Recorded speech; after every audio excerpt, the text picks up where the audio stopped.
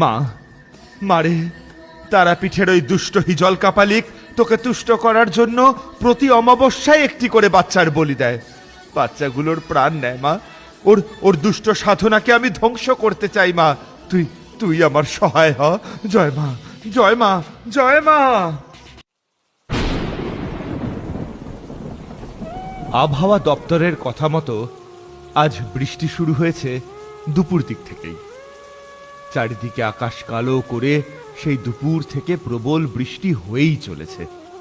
তবে এই মিনিট 5 হলো বৃষ্টিটা একটু ধরেছে। আজকের আবহাওয়া গল্প শোনার জন্য একদম উপযুক্ত। কিশোরী এলে মন্দ হতো না, একসঙ্গে তারানাথের বাড়ি যাওয়া যেত। আমার মুখের কথা শেষ হওয়া মাত্রই দরজায় 3টে টোকা পড়ল। কই বিভূতি আছো নাকি? দরজাখানা শীঘ্রই খোলো দেখি। আমি এগিয়ে গিয়ে দরজাটা খুলতেই দেখি কিশোরী ছাতা মাথায় নিয়ে এসে হাজির। আরে কিশোরী, এসো, ভিতরে এসো। এই এখন আর ভিতরে যাব না, তুমি শীঘ্রই তৈরি হয়ে চলে এসো। বৃষ্টিটা এখন একটু ধরেছে, আবার কখন। আমার আর বুঝতে দেরি রইল না, কিশোরী গল্প শোনার জন্য তারানাথের বাড়ি যাওয়ার জন্য আমার মতো ঠিক একইভাবে উৎসুক। তাই আমি আর কথা না বাড়িয়ে একটি ছাতা হাতে বেরিয়ে পড়লাম কিশোরীর সাথে। আজকের আবহাওয়াতে একটা দারুণ গল্প শোনা যাবে তারানাথের থেকে, সাথে একটু তেলে ভাজা হলে জমে যাবে, কি বলো? সে আর বলতে। তারপর আমি আর কিশোরী 1 ঠোঙা তেলে ভাজা কিনে ছাতা মাথায় নিয়ে তারানাথের বাড়ি হাজির হলাম। তারানাথের বাড়ি পৌঁছেই দরজায় টোকা দিতেই চারি এসে দরজা খুলে দিল। আরে কাকা বাবুরা যে, আসুন আসুন, ভেতরে আসুন, বাবা বৈঠকখানায় আছে। আমি চারির হাতে তেলে ভাজার ঠোঙাটা ধরিয়ে দিয়ে কিশোরীর সাথে এগিয়ে গেলাম তারানাথের বৈঠকখানায়। ও কিশোরী, বিভূতি, তোমরা এসেছো, বসো বসো। এই বৃষ্টির সন্ধেগুলোয় গল্পের জন্য আমাদের মনটা একেবারে ব্যাকুল হয়ে ওঠে, আর তখনই মনে পড়ে যায় আপনার কথা। আমিও তোমাদের কথাই ভাবছিলাম। এই বৃষ্টির সন্ধে তোমরা আসবে না গল্প শুনতে, তা হয়? গল্প, একটা ঘটনা মনে পড়ছে যেটা হয়তো তোমাদের বলা হয়নি। এমন সময় চারি নিয়ে এলো 1 বাটি তেলে ভাজা দিয়ে মাখানো মুড়ি, সাথে চা, আর তারানাথের জন্য 1খানা তামাক। বাহ, এই মুড়ি মাখাটারই দরকার ছিল। আমি পাশের ঘরেই আছি, কিছু দরকার হলে বলবেন কাকা বাবু। তারানাথ তামাকে টান দিয়ে তার কাহিনী শুরু করলেন। যেটা বলছিলাম, সে ঘটনাটা আজ থেকে প্রায় 30-35 বছর আগের কাহিনী। তবে এটুকু মনে আছে যে তখন আমাদের চারির জন্ম হয়নি। তাহলে ঠাকুরমশাই শুরু করুন না সেই কাহিনী। আমি আর কিশোরী একটু নড়ে চড়ে বসলাম। তখন তারাপীঠ এত জাঁকজমকপূর্ণ হয়ে ওঠেনি, আর তারাপীঠের শ্মশানে বিভিন্ন সাধুরা তন্ত্রমন্ত্র সাধনা করতে ব্যস্ত। এমন সময় দেখা মিলল এক কাপালিকের, যার নাম ছিল হিজল কাপালিক। এইখানে কেবল আমি সাধনা করব, তোরা কেউ থাকতে পারবি না এখানে, এটা আমার সাধনার জায়গা। অন্যান্য সাধু সন্ন্যাসীরা কাপালিকের কথায় ভীষণ ক্রোধান্বিত হয়ে উঠল, কিন্তু হিজল কাপালিকের কাছে তারা ক্ষুদ্র। কাপালিক তার কালো রঙের একটি ঝোলা থেকে 1 মুঠো লাল রঙের সিঁদুর, সাথে মন্ত্রসিদ্ধ ছাই ভস্য ছুড়ে দিল বাকি সাধুদের গায়ে। নিমেষে তারা মাটিতে লুটিয়ে পড়ে দাপাতে থাকে, যেন তাদের সকল ক্ষমতার বিনাশ হয়েছে। সেই সাধু সন্ন্যাসীদের বুঝতে বাকি রইল না যে সে সাধু নয়, এ এক কাপালিক। তারা তার ক্ষমতা দেখে সেখান থেকে পালিয়ে যেতে বাধ্য হলো। এখানে এখানে কেবল আমি রাজত্ব করব। মারে মা, তোকে আমি 101টা বলি দিয়ে তুষ্ট করব। আর এই তারাপীঠকে জাগ্রত করব আমি।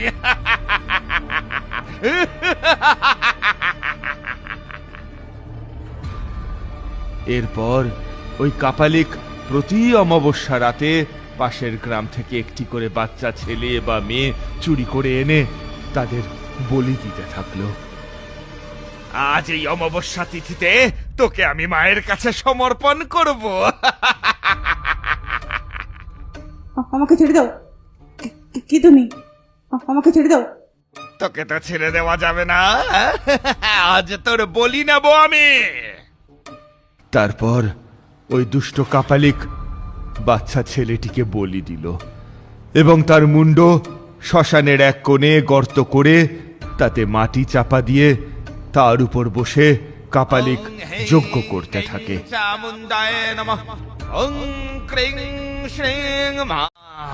মারে তুষ্ট হ মা, তুষ্ট হ। এইভাবে ওই কাপালিক প্রতি অমাবস্যা রাতেই একটি করে ছেলে বা মেয়ে ধরে এনে তাদের বলি দিতে থাকলো। আজ এক বিশাল যোগ, কৌশিকী অমাবস্যা। আজ এই রাতে মা তোকে আমায় দেখা দিতেই হবে। আজ যে তোর 11টি বলি পূর্ণ হবে মা। সে আবারও বলি দেয় এবং একইভাবে সেই বলি দেওয়া মুন্ড মাটির নিচে চাপা দিয়ে তার উপর বসে যজ্ঞ করতে থাকে। মা মা তুই কবে তুষ্ট হবি মা? 101টি বলি আমি তোর চরণে সমর্পণ করব। তুই দেখা দে মা, দেখা দে। ওং হ্রিং ক্রিং চামুণ্ডায় নমঃ। ওং ক্রিং। এভাবে ওই কাপালিক গ্রাম থেকে বাচ্চাদের ধরে এনে বলি দিতে থাকে। ক্রমশ গ্রামবাসীদের লক্ষ্য পড়ে সেটায় যে গ্রামের সব বাচ্চাগুলো যাচ্ছে কোথায়। এমনই একদিন ওই কাপালিক যখন বলি দিচ্ছিল তখন একজন গ্রামবাসীর চোখে পড়ে যায় সেটা। শোনো সকলে, গতকাল রাত্রে আমি নিজের চোখে দেখেছি ওই শ্মশানের হিজল কাপালিক বাচ্চা একটি ছেলেকে বলি দিচ্ছে। আমার মনে হয় গ্রাম থেকে সকল বাচ্চা ছেলে মেয়েদের চুরি করে নিয়ে ওই বলি দিয়ে তন্ত্র সাধনা করছে। হ্যাঁ গা, কি শুনতেছি গো?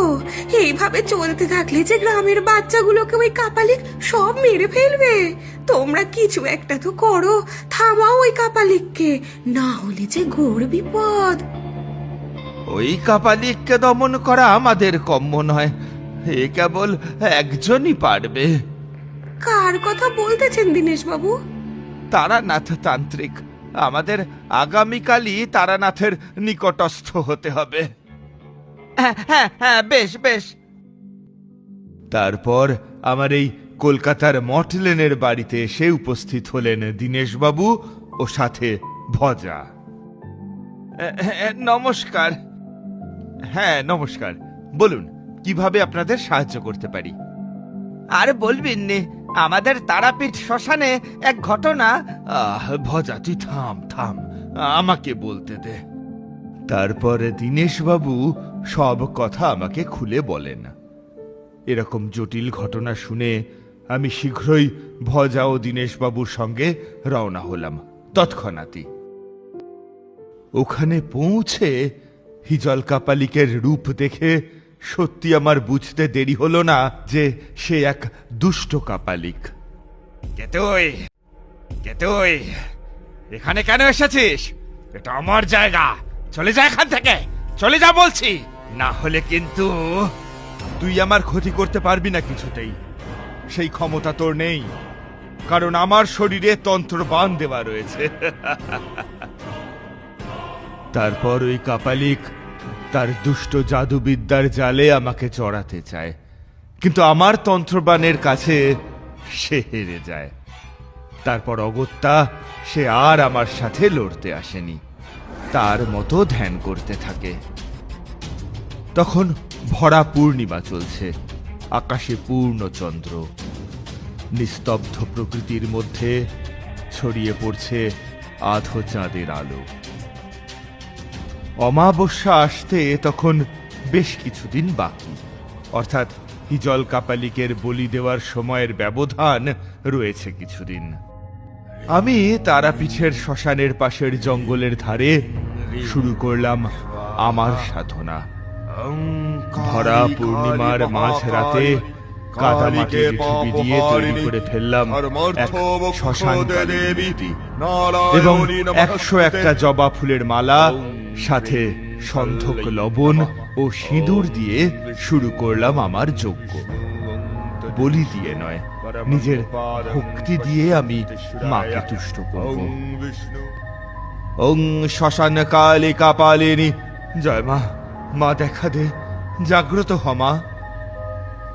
একভাবে অনেকক্ষণ মাকে ডাকার পর আমার হাতে গড়া সেই মূর্তি থেকে যেন এক আলোর রশ্মি আমার চোখে এসে লাগলো।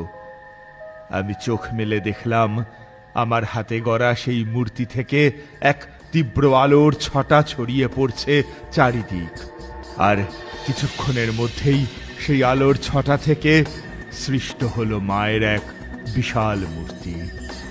মায়ের সে কি রূপ! আমি তার এমন দেখা ওই একবারই পেয়েছিলাম। তার গলায় লাল জবার মালা, পরনে লাল কালো এক বেনারসি, হাতে রয়েছে বিশাল খাড়া, আর তার চোখ থেকে যেন আগুন ছড়ছে। বল, আমায় কেন স্মরণ করছিস? তোর এত ভক্তি ভরা ডাক শুনে আমি যে আর থাকতে পারলাম না। মা, মারে, তারাপীঠের ওই দুষ্ট হিজল কাপালিক তোকে তুষ্ট করার জন্য প্রতি অমাবস্যায় একটি করে বাচ্চার বলি দেয়। বাচ্চাগুলোর প্রাণ নেয় মা। ওর দুষ্ট সাধনাকে আমি ধ্বংস তুই আমার সহায় হ। জয় মা, জয় মা, জয় মা। যদি এই তারাপীঠ মন্দিরে 111 জন ভক্তের হাত থেকে ফুল আমার চরণে নিবেদন করতে পারিস, তবে আমি তোকে স্বপ্নাদেশে হিজল কাপালিকের দুষ্ট সাধনা ধ্বংসের উপায় বলে দেব। মায়ের কথা শেষ হওয়া মাত্রই সে যেন বিলীন হয়ে গেল। চারিদিকে আমি তাকে কত খুঁজলাম, কিন্তু কোথাও আর সে নেই। তারপর মায়ের কথা মতোই আমি গ্রামে প্রচার করলাম সে কথা। শোনো গ্রামবাসীরা, মা বলেছেন 111 জনের হাত থেকে ফুল তার চরণে নিবেদন করতে হবে, তবেই মা সন্তুষ্ট হয়ে কাপালিকের দুষ্ট সাধনা ধ্বংসের উপায় আমাকে বলে দেবেন। 111 জন? বেশ ঠাকুর মশাই, আপনি বলুন কবে আমরা মায়ের নিকটস্থ হব? আগামীকাল শনিবার মায়ের পুজোর এক শুভ যোগ রয়েছে। আপনারা গ্রামবাসীরা কালই সকলে তারাপীঠের মন্দিরে আসবেন, ওখানেই পুজো হবে। গ্রামবাসীরা সকলে রাজি হলেন। অন্যদিকে হিজল কাপালিক তার ধ্যানে মগ্ন। প্রতি অমাবস্যায় তার ধ্যান ভঙ্গ হয়, আর সেদিনই সে বলি দেয়। পরের দিন গ্রামবাসীদের উপস্থিতিতে সন্ধে নামার পরেই শুরু করলাম মায়ের পুজো। 111 জনের ফুল সমর্পিত হলো মায়ের চরণে। তারপর পুজো শেষে সকলে চলে গেলেন, আর আমি শ্মশানে আবারও মায়ের ধ্যানে বসলাম। সেদিনই রাতে আমি পেলাম স্বপ্নাদেশ। তোর কর্মে আর তোর ভক্তিতে আমি তুষ্ট তারানাথ। শোন, শ্মশানের দক্ষিণ দিক বরাবর একটি পঞ্চ জবার গাছ রয়েছে। সেই গাছের তলায় রয়েছে এক পবিত্র কুষ্টি পাথর, যা কেউ জানে না। তুই যদি ওই পবিত্র কুষ্টি পাথর দুষ্ট হিজল কাপালিকের যজ্ঞের আগুনে ফেলতে পারিস, তবে তার সকল দুষ্ট সাধনা লুপ্ত হয়ে যাবে। মায়ের থেকে স্বপ্নাদেশ পাওয়া মাত্রই আমি তার পরের দিন সেই কোষ্টি পাথরের সন্ধান করতে লাগলাম। পরের দিনই ছিল ঘোর অমাবস্যা, আর হিজল কাপালিকের যজ্ঞ করার দিন।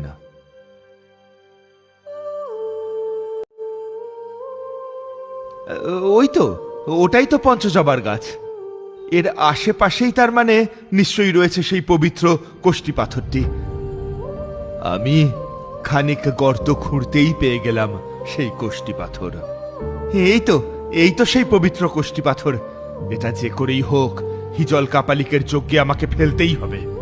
তখন সন্ধে প্রায় 7:35। অমাবস্যার সেই রাতে হিজল কাপালিক বিশাল এক যজ্ঞ করতে ব্যস্ত। আমি ঠিক সেই সময় সুযোগ বুঝেই মা কালীর নাম করে তার যজ্ঞের আগুনে ফেলে দেই সেই পবিত্র কোষ্ঠী পাথর। জয় মা কালী, জয় মা, জয় মা। না না, এটা কি হচ্ছে? মা, মারে, আমার শরীর থেকে সব শক্তি বহির্ভূত হয়ে যাচ্ছে কেন? কাপালিক, তোর সকল দুষ্ট সাধনার এবার বিনাশ হবে। অনেক পাপ করেছিস তুই। শোন রে মূর্খ, মা কোনোদিনও বলিতে সন্তুষ্ট হন না, তাকে ভক্তি ভরে ডাকতে হয়। তারানাথ, আমি ছাড়বো না তোকে। তোর জন্য আমি সর্বহারা হলাম আজ। ছাড়বো না তোকে আমি। তারপর সেই হিজল কাপালিকের দেহ থেকে কালো ধোঁয়া আকারে সকল দুষ্ট শক্তি ও সাধনা বিলুপ্ত হয়ে যায়, আর সে ওই তারাপীঠের শ্মশান ছেড়ে অন্যত্র চলে যায়। এদিকে গ্রামবাসীরাও খুশি। তারানাথ, তোমার এই উপকার আমরা ভুলবো না। আজ যদি তুমি না থাকতে হয়তো গ্রামের সকল বাচ্চা ছেলে মেয়েগুলোর প্রাণ অকালে চলে যেত। না না দীনেশ বাবু, আমি আর কি করলাম? সবই তো মায়ের আদেশ, মায়ের দয়া। এখন আমি ফিরে যাই, আমার কাজ শেষ। তবে হ্যাঁ, গ্রামবাসীরা সকলে তারাপীঠের মন্দিরে মাকে পুজো দিও। তাকে ভক্তি ভরে ডাকলেই সে যে ডাক শোনে তার ভক্তের। এখন আমি চললাম। তারানাথ, সাবধানে যেও। তারপর আমি আবার ফিরে এলাম কলকাতায়। এতক্ষণ আমি আর কিশোরী তারানাথের গল্প মনোযোগ সহকারে শুনছিলাম। বাইরেও বৃষ্টি প্রায় নেই বললেই চলে। এই ঠাকুর মশাই, কি গল্প শোনালেন! একদম একদম শিউরে ওঠার মতো। তবে মাকে ডাকতে হলে কোনো দুষ্ট ভাবনা ধারণা বা সাধনার দরকার হয় না, ভক্তি দরকার হয় কেবল। তারপর আমি আর কিশোরী বাড়ির উদ্দেশ্যে বেরিয়ে পড়লাম। আজকের ঘটনাটি বেশ অন্যরকম ছিল, কি বলো কিশোরী? সত্যি বিভূতি, ঠাকুর মশাইয়ের আজকের গল্পটি আমার মনে একেবারে দাগ কেটে গেল। এই রকম আরও ভিডিও দেখতে চ্যানেলটি সাবস্ক্রাইব করুন এবং পাশে থাকা বেল বাটন ক্লিক করে দিন।